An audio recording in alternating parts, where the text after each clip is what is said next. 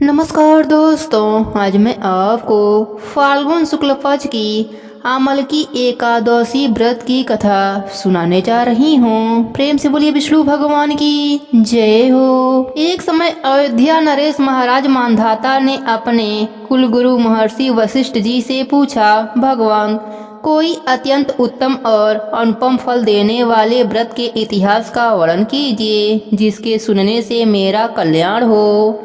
महर्षि वशिष्ठ जी ने कहा, राजन, हम आपके सम्मुख अमलकी नामक एकादशी के व्रत का महात्म वर्णन करते हैं। ध्यान पूर्वक सुनो। प्राचीन काल में एक वैदिक नाम का नगर था। वहाँ के राजा चंद्रवंशावसत महाराज चित्ररथ थे, जो परम वैष्णव नारायण के अनन्य भक्त थे। उनके राज्य की सारी प्रजा प्रत्येक मास की समस्त एकादशियों का व्रत और नियम विधि अनुसार करती थीं। यहाँ तक कि पशु एवं पक्षी भी एकादशी के दिन आहार नहीं करते थे। इस प्रकार महाराज चित्ररथ धर्म और न्याययुक्त राज्य करके अपनी प्रजा की सेवा करते थे।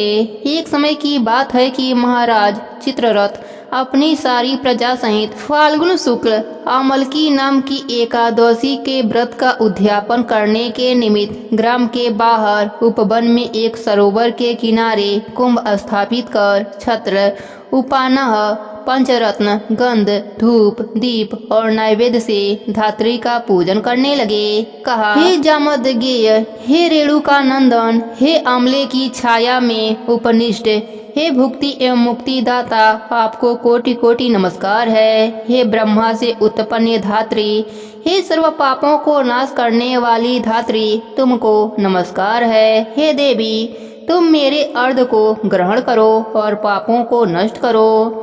इस प्रकार राजा अपनी प्रजा सहित जागरण करता रहा।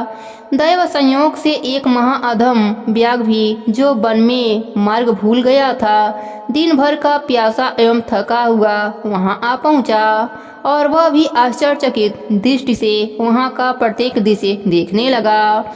और उस रात वह भी अपनी भूख प्यास भूलकर भगवान की कथा सुनता रहा। तथापि उस व्याघ्र का कार्य पाप कर्म एवं हिंसा ही करना था। तथापि उस दिन उसने प्रेम पूर्वक भगवान की पूजा देखी। दूसरे दिन प्रातः काल व्रत का पारायण कर सभी लोग अपने अपने घर को चले गए। वह व्याघ्र भी प्रशंसा पूर्वक घर गया। कुछ दिन के बाद जब वह व्याघ्र मरा तो उस अज्ञात व्रत के पुण्य प्रभाव से उसने जयंती नगरी में राजा विदुरथ के घर पुत्र होकर जन्म लिया और उसका नाम वसुरथ पड़ा। पिता के मरने के बाद वसुरथ ही उस नगरी का स्वामी हुआ और अत्यंत न्याय पूर्वक धर्म संयुक्त राज्य करने लगा। उसके राज्य में समस्त प्रजा अत्यंत सुखी और समृद्धि थी। कर्मशील, धनवान तथा निरालस राजा सदैव ही अपनी प्रजा का पालन करता था। एक दिन वह राजा मृगया करने के विचार से अपने सेना और सेनापतियों के साथ वन में गया। संयोगवश एक मृग का पीछा करते हुए अपने सभी साथियों से अलग होकर एक महाभयानक जंगल में फंस गया। भूख और प्यास से व्याकुल हो एक वट वृक्ष के नीचे बैठकर विश्राम करने लगा। सुंदर शीतल और स्वच्छ वायु के झरोकों ने शीघ्र ही उसको निद्रा देवी की गोद में डाल दिया। राजा सभी सूध बूध भूल अचेत हो गया। इसी समय वहां पर बहुत से जंगली डाकुओं का दल आ पहुंचा और राजा को सोता देख नाना प्रकार के दुर्वाक्यों को कहता हुआ राजा को मारने के लिए झपटा और एक साथ ही राजा पर अनेक प्रकार के सहस्त्रों वस्त्रों का प्रहार कर दिया। परंतु आश्चर्य का विषय तो यह था कि राजा के शरीर पर किसी भी अस्त्र का घाव नहीं हुआ और न राजा को कुछ मालूम ही हुआ। तब दुष्ट और भी कुपित हुए और हजारों की संख्या में राजा पर टूट पड़े। इसी समय राजा के शरीर के एक अत्यंत तेजोमयी सुंदरी हाथ में कृपाण लिए हुई निकली। उसको देखते ही दुष्टों के हाथ पैर ढीले हो गए। जो जहाँ था वहीं खड़ा रह गया। वह सुंदरी पैतरे बदलती भगवती चंडी के समान समस्त दुष्ट मंडली को समाप्त कर अंतर ध्यान हो गईं। दुष्टों के कोलाहल एवं आर्तनाद से राजा की निद्रा भंग हुई। उन्होंने ज्यों ही आँख खोलकर देखा त्यों ही उसे चारों ओर लाशों के ढेर दिखाई पड़े।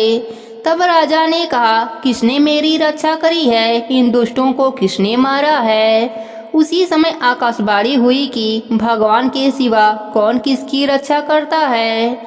ऐसी आकाशवाणी सुन राजा अत्यंत ही प्रसन्न हुआ और घोड़े पर सवार हो अपने नगर को लौट आया। हे राजन, यह अमलकी नामक एकादशी अपने भक्तों की रक्षा कर उसे वैष्णव लोक का अवश्य अधिकारी बनाती है। हे विष्णु भगवान, जैसे अपने राजा पर अपनी कृपा दृष्टि करी, वैसे ही अपने सभी भक्तों पर अपनी कृपा बनाए रखना। कहानी अधूरी हो तो पूरी करना, पूरी हो तो मान रखना, सबके व्रत को पूर्ण करना। प्रेम से बोली विष्णु भगवान की जय हो।